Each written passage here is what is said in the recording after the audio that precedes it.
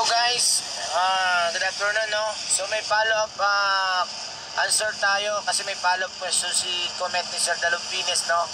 Tanong niya, good question din. If sir, basket yung tira na A1, no? Then, papasok pa ba siya dun sa tinatawag nating equal penalty?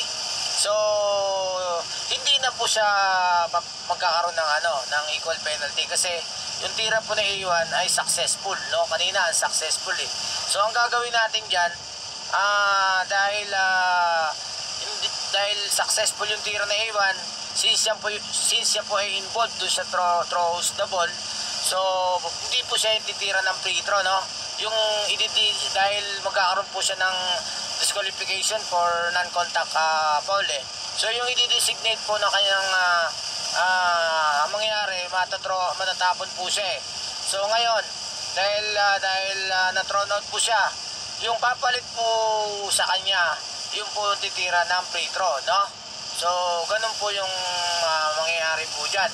Kasi, pero, doon sa kabila naman po, pagbalik po doon sa throwing the ball po, no? Sa Team B. Si head coach po ng Team B naman, ang magdidesignate, din po siya ng titira po ng free throw, no? Kasi non-contact foul po yung disqualifying non-contact foul yung tinawag kay A1, no? So, ganun po yung mangyayari dyan. Parehas po yung head coach po magdidesignate po ng shooter. So, hindi na po mangyayari po na ball possession na po ng B, hindi po. Lahat po ay magkakaroon ng free throw, no? 1 shot po sa Team A at 2 shots naman po dun sa Team B plus ball possession. With 14 seconds shot clock.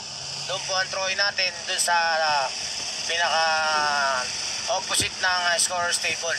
Okay guys, I hope na nalinawan po kayo doon kapag successful po yan, no? Yung tira po ni A1. Good question po ni Sir Dalumpines. Salamat sir.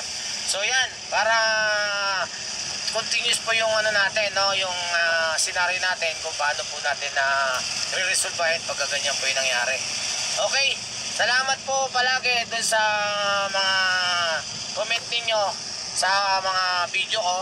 At hayaan po ninyo, lagi po akong gagawa ng kapakipakinabang po para makatulong po sa ating hanap buhay bilang isang arbitero. Okay, so doon sa mga hindi naman po kaparehas ng kasagutan ng iba, salamat din po sa inyo. Wala pong problema yon. Lahat naman po dito tayo ay nag-aaral po palagi. At ito naman po mga videos ko po palagi for educational purposes palagi po, no? Para rin po lagi po nating ma-develop, umaayos po yung ating kaalaman pagdating sa FIBA. Okay, salamat and bye-bye. God